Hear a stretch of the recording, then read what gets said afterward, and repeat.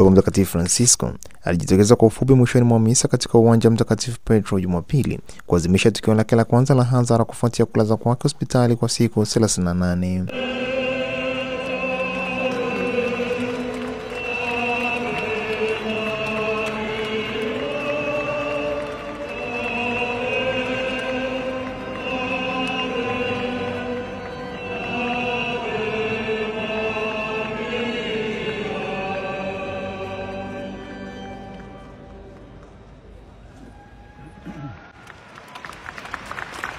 Jumapili njema kwenu nyote, Baba Mtakatifu Francisco anayetabasamu alisema, kisha akamalizia kwa kusema asanteni sana.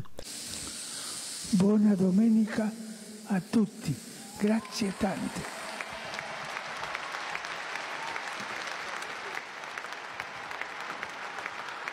Papa alijitokeza bila kutangazwa katika misa maalum ya mwaka wa jubilei kwa wagonjwa, wahudumu wa afya na wale wanaohudumia wagonjwa.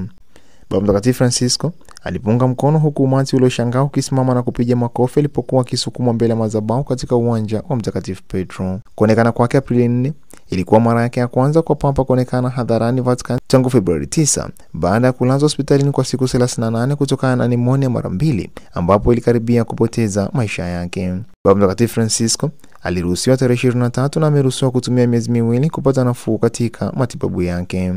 Wakati sauti ya Papa ilikuwa imetengamaa, ilisikika kwa nguvu zaidi kuliko wakati alipowasalimu kwa ufupi umati kutoka hospitali ya Gemelli ya Roma siku ya kuruhusiwa kwake.